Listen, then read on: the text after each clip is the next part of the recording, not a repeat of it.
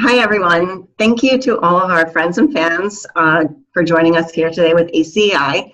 My name is Adrienne Henck, and I'm the Director of Global Schools First, which is ACEI's new Global Citizenship Education Initiative. Today we have with us Ralph Carstens, the co-head of the International Studies Unit at the IEA, the International Association for the Evaluation of Educational Achievement. And he's joining us from their office in Hamburg, Germany. This is really quite exciting. For those of you who don't know the IEA, they conduct large-scale comparative studies of education across the globe in order to provide educators, policymakers, and parents with insights into how students are performing. Those of you already involved in international education research may be familiar with their products, TIMS and PEARLS. But today we're going to be talking about another study that the IEA has recently released, and that is the International Civic and Citizenship Education Study. A new release just came out last month, the 2016 ICCS, and Ralph has been leading that study series. And so he's going to be telling us a little bit about that and really what that means for global citizenship education. So thank you so much, Ralph, for joining us here today. Thank you so much for the kind introduction, for having me, and your interest in our study. So let's get started. So I just have a couple questions. So first, just for those who aren't familiar, could you briefly tell us about what ICCS 2016 is and why it's so important that we're talking about this now? Well, thank you so much for the question. In a nutshell, ICCS, so the 2016 cycle, but before that, the 2009 cycle. And to be honest, before that, two other studies, one in 1971, one in 1999, look at the ways in which education systems prepare young people for a fuller role as citizens in changing context in societies. Well, there is a widespread recognition that civics and citizenship education is an important area for school education. And you will not be surprised if you flip through the pages of our international report that one of the first references given is actually to John Dewey and his views on education for critical citizenship. So we think it's an important area. It underlines IEA's commitment to a more holistic view of education, as well as its monitoring and assessment.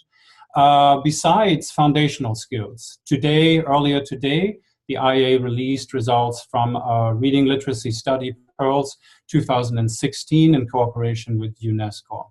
It is the only dedicated study, that's ICCS, the only dedicated study looking into the processes, the antecedents, and the outcomes of civic and citizenship study. It has three main components. We're looking at civic knowledge, civic attitudes, and civic engagement for students typically at the 8th grade of education, so lower secondary education.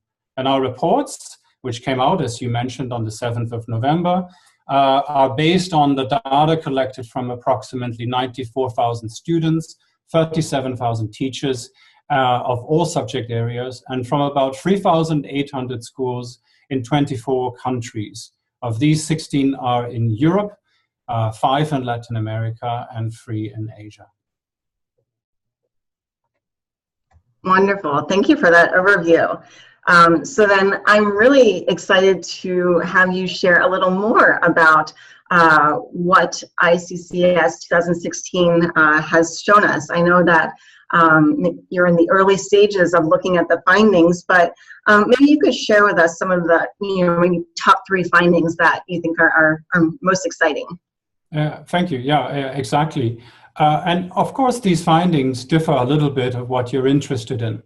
What's important to remember is that ICCS is not an achievement or a performance study as maybe other large-scale assessments. We are quite interested in students' attitudes and the ways in which they engage in local community, how they pick up information from the news. So in one of these three components, but what you find, starting with knowledge, is there is a positive and quite optimistic tendency to higher levels of civic knowledge. And we found this in about half of the countries that participated both in 2016 and in 2009. So it's based on a selection, but it's still a very positive trend.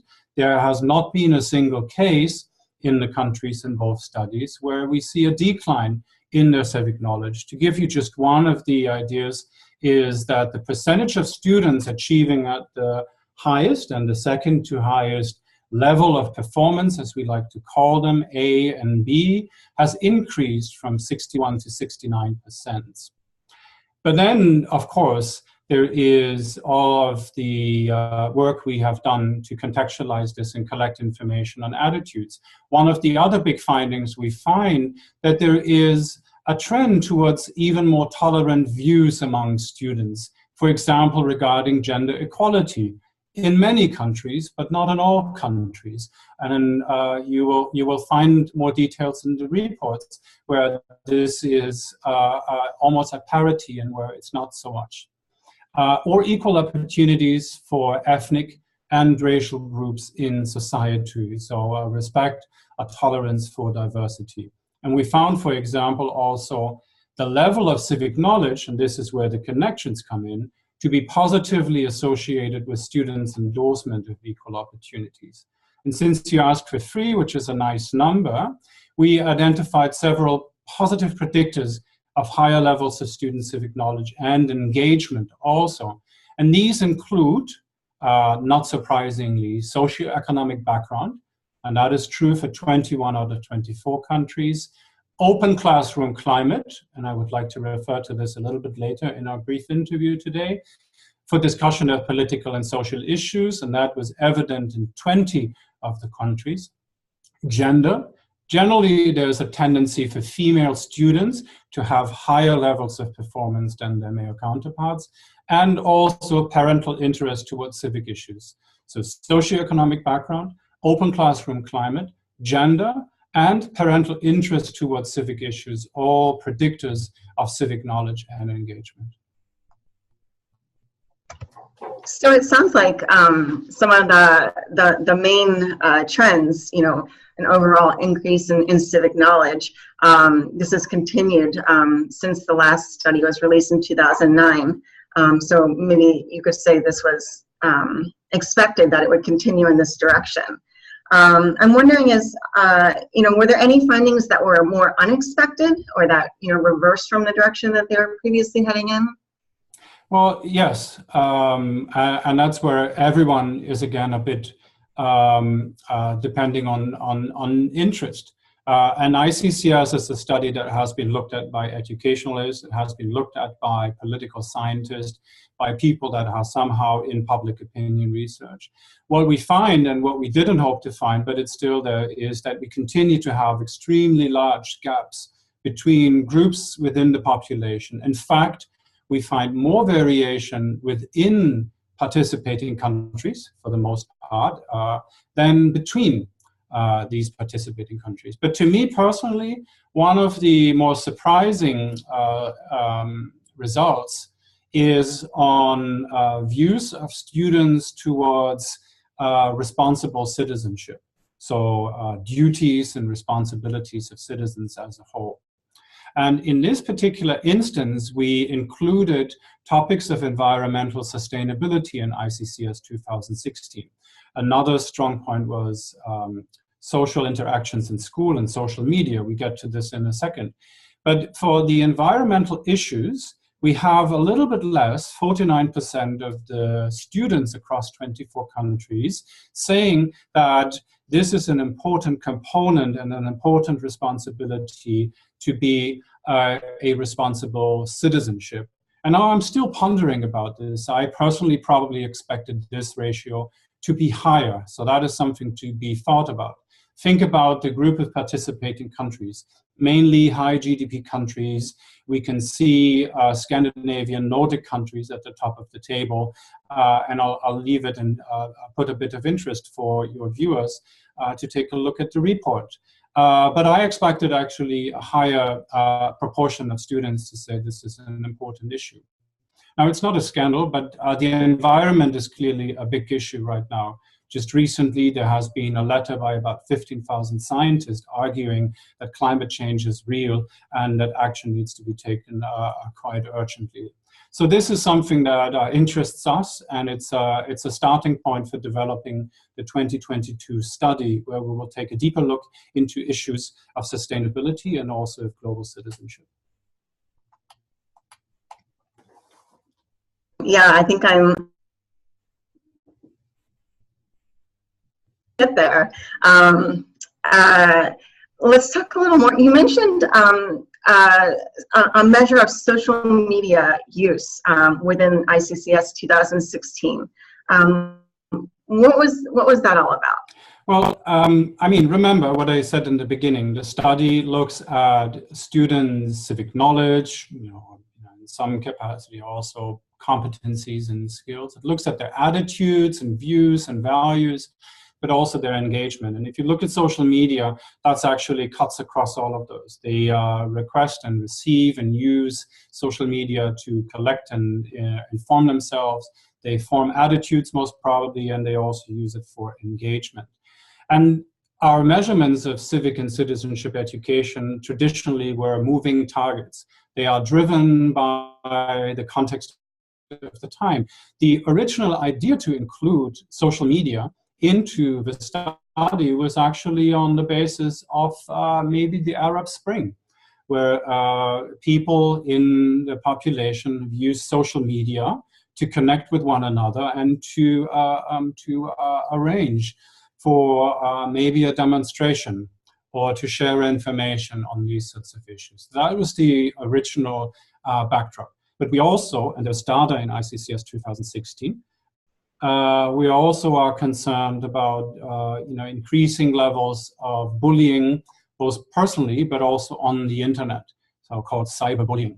And then the last component that triggered our interest in social media is, of course, things like online activism. You see platforms like Campact or Avas where you can collect this. And for me personally, and this has been a focus in many of the discussions on social media, you can find quite a bit of hate speech, and this will need to be followed up in 2022. But you find less what people call love speech on the internet. So it's definitely a topic for 2022, and we are convinced that it will conditions, again, students' knowledge and attitudes and engagement in the community and beyond. The questions we had on social media and internet resources were in 2016. Just to share a few of the highlights, we see a bit of a decline in students' use of television as a source for news and information. We see a relatively strong or stronger decline in the use of traditional media like newspaper. And one could have expected this. There is a significant increase of talking to parents, and about 1 in 3 students use the internet to collect and inform themselves for resources and engagement in social and political issues. But what we also found, and I'm referring to table 4.2 of our international reports, is that students do not really seem to use social media for, say, posting comments or commenting or reposting comments of others regarding political and social issues very often. In the majority of cases, we see percentages single digits, and I think the average across the 24 countries is only something like 9% of students reporting to use social media for this, something where we expected a bit more uptake. We also see there's a clear association of students' use of social media with interest in civic issues. That means if there is interest, there is a higher use of social media. So these two are clearly related. A bit less so with parental education, and even less so with knowledge. So there doesn't seem to be that much of a strong connection. And in ICCS 2016, we also asked about trust of different institutions or different sources of information. And across all of the countries, about 45% of the students expressed trust in social media. And trust in traditional media slightly declined since 2009. And this is, I think, a great starting point to investigate the data more, to contextualize it, to put it into the socio-cultural context in a country where the data was actually collected. Because we know from recent events and elections and activism in Europe that social media can play a relatively strong factor in public opinion forming. Great. And I did want to mention, for those who have seen our recent issue, the November-December 2017 issue of Childhood Education Innovations, there is a piece in there co-authored by Ralph and his colleague, Paulina Korsnikova, and they, in there, give us a taste of what we could find in the ICCS 2016, specifically related to this new question on the social media youth for civic engagement. So please do check out our new issue of Childhood Education Innovations. Thank you, Ralph, for contributing that article. That was really wonderful. And also, I mean, these findings with the new social media measure, this is all really interesting and very exciting that this is the first time that, you know, we have this kind of data on a cross-national scale. And so it sounds like there's a lot of opportunity moving forward for using the data in the new ICCS 2016 for further research, and then also for continuing to evolve that measure in future iterations of the ICCS. Is that right? Yeah, exactly. I invite everyone. I also brought something to hold up. This is a preprint of the international report. It has really a wealth of information. I invite everyone to take a look, at least at the executive summary. These are available on our website, iccs.ia.nl, right now, and they will come out as open access Springer publication in about January. And yes, and we are looking forward to all the secondary analysis. Sometimes this is going into a level of depth that we cannot accommodate in the national report. Recently, a colleague in the United States, Ryan Knowles, has offered an annotated bibliography of all the secondary analysis done on the basis of ICCS 2009. And again, you will see that there will be a lot of interest from people in the global citizenship framework, in the environmental networks, in political science, but also in education taking an interest. And we're really looking forward, and we're open to support people's use of the data. We will publish a public use database at about the end of February 2018. And then in the third week of March here in Hamburg, we will offer a public analysis workshop for those researchers who would like to work with the data in more detail.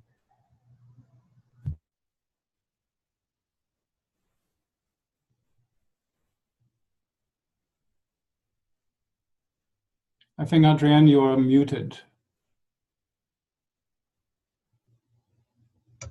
Thank you. So thank you for sharing that report with us. Everyone, please do check it out on the IEA's website. And we'll also look forward to the public release of the data in the spring, as you mentioned. So I guess I want to wrap things up. I think that we got a really nice taste of what ICCS, the International Civic and Citizenship Education Study, is all about. This is a great tool for education researchers and really a great source of knowledge for those of us who are interested in global citizenship education, also education for sustainable development, and you know the civic and citizenship attitudes and behaviors of youth generally. So thank you so much, Ralph. Thank you, Adrienne, so much for the opportunity, again, for the interest and your time. I think this has been a great experience, and we're happy that the information is being shared to inform the field, practitioners and policymakers wherever they are. Thank you. Wonderful.